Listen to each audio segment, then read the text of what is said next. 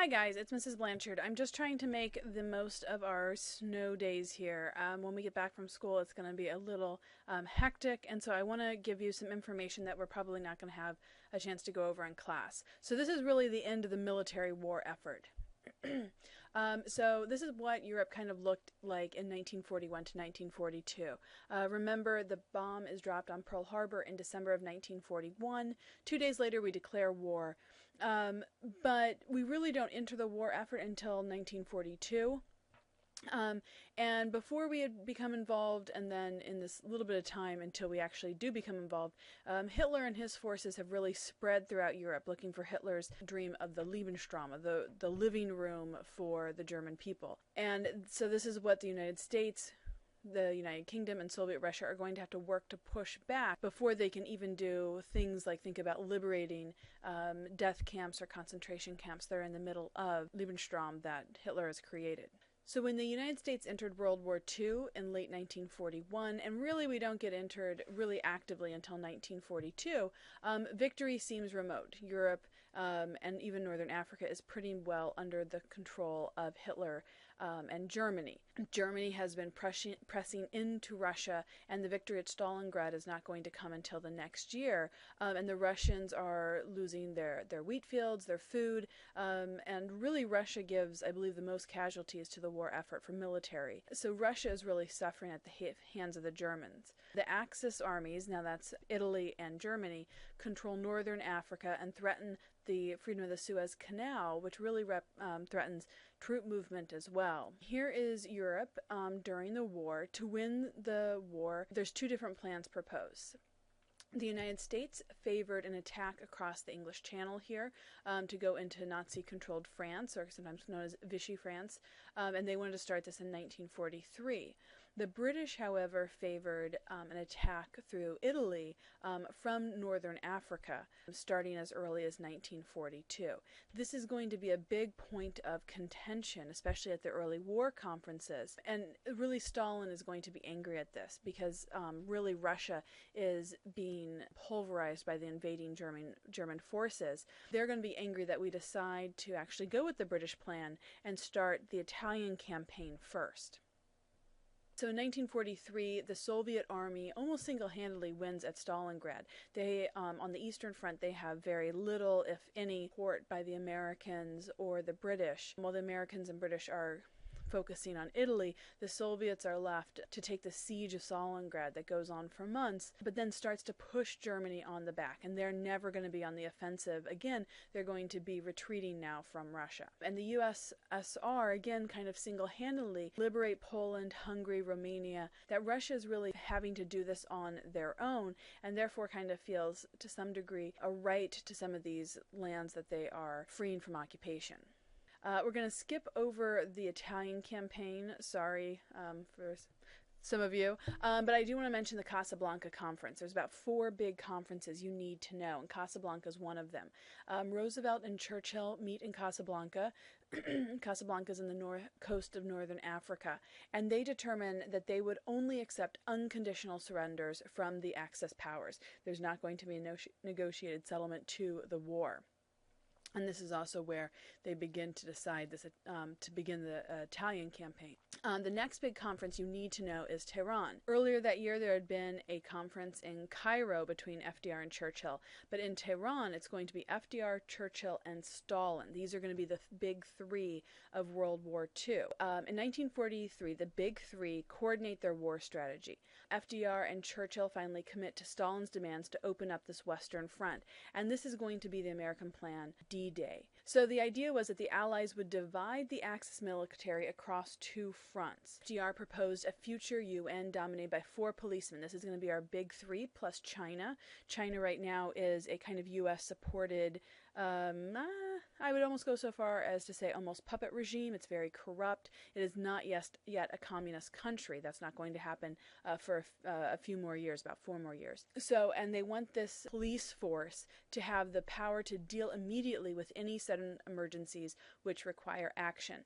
So this is going to be a departure from the League of Nations, which is really a league of diplomacy, and begin to be a military and diplomatic organization. We'll talk more about the structure architecture a little bit more in the next chapter. So this is just kind of a recap. I'll pull your attention here to the third bullet point.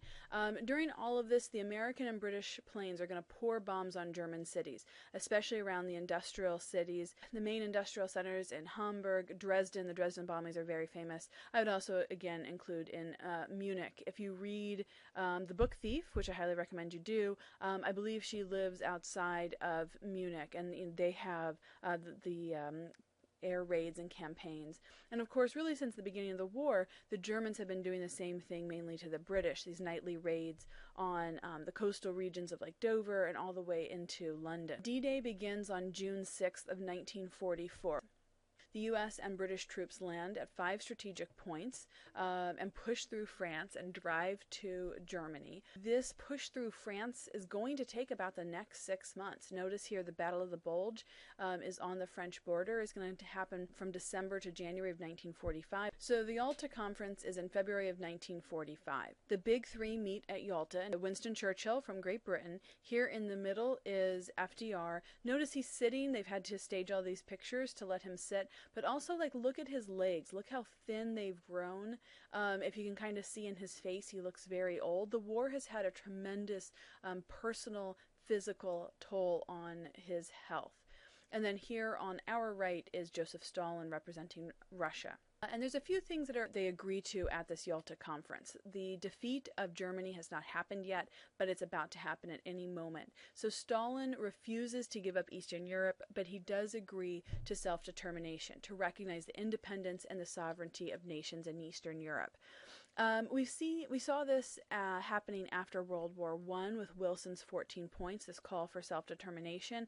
And similar to World War I, this is pretty much going to go by the wayside. Stalin's going to not honor this after the war, take these areas under occupation, and that's really going to begin the beginning of larger Soviet domination of the East. But this is the most important point I want you to remember about Yalta. Stalin agrees to send Soviet troops into the Pacific after the German surrender if the USSR could keep Manchuria. And this is so important into understanding why we dropped the bomb on Hiroshima and Nagasaki and when we decide to do it. A month after the Yalta Conference, the Yalta Conference was in February of 1945. A few weeks later, FDR dies, and this man, Harry Truman, becomes president. And it's about another month after that, in 1945, the Allies finally make their break through the eastern and western fronts. Here you see total surrender. It's not going to be a negotiated ending to this war. Soon after that, Hitler dies. So on May 7th, the German forces surrender in Western Europe, and on May 8th, they surrender to the Soviets, and that becomes VE Day, Victory in Europe Day on May 8th. And the full German surrender in May of 1945 will allow the United States to turn its full attention to Japan. Unfortunately, about this time, Truman also receives information, military information, saying that the war in the Pacific could drag on for another 2 to 3 years and cause up to 1 million more American casualties. So, with no definitive end in sight, we have to ask how we can end this war and end it quickly. The United States military wanted to see a full-scale invasion of Tokyo by 1946, but this seemed too long. The Japanese had refused to surrender. Let's talk briefly about the Manhattan Project. People like Einstein, Enrico Fermi, an Italian-American immigrant, are all attendees at the Manhattan Project, and it's led by Robert Oppenheimer to develop the first atomic bomb. There are different facilities. The University of Chicago, Enrico Fermi is going to work at my alma mater, the University of Chicago, to actually develop a lot of the science and technology that goes into the bomb. Hanford is going to be where the bombs are more or less manufactured, as well as in Oak Ridge. But the most of the testing is going to go out in Los Alamos in the New Mexican desert. Truman lacks FDR's finesse, lacks his ability to get along with Stalin. And Potsdam sees little progress. It's at Potsdam, too, that Truman is feeling a lot of pressure. Remember, going back to the Yalta Conference, Stalin had agreed that Russia would enter the war in the Pacific 3 months after the victory in Europe. That was May 8th. 3 months after that would be May, June, July, and August. Would be August 8th and it's only a month away. Truman finally at Potsdam decides he needs to use a nuclear weapon against the Japanese. It's as much to end this war early and save American lives as it is to prevent the Soviets in a month from entering the war in Pacific, getting Manchuria and expanding its sphere of influence into Asia and into the Pacific.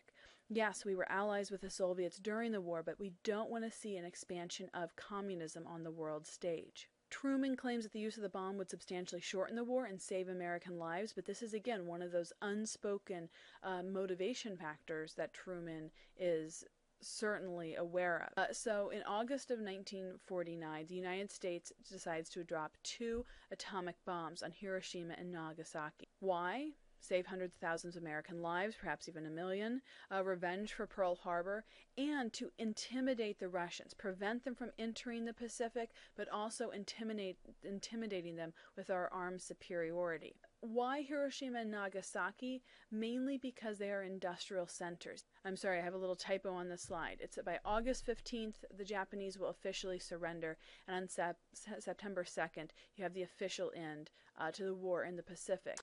Here in Hiroshima and Nagasaki, on the southern parts of Japan, and here's a picture of Hiroshima after the dropping of the bomb. It is completely flattened. What the blast of the bomb does not destroy, the radiation, the mushroom cloud effect from the bomb completely destroys. People suffer cancer that grows over the course of hours and days, as well as people further away who suffer from radiation for sometimes months and years after.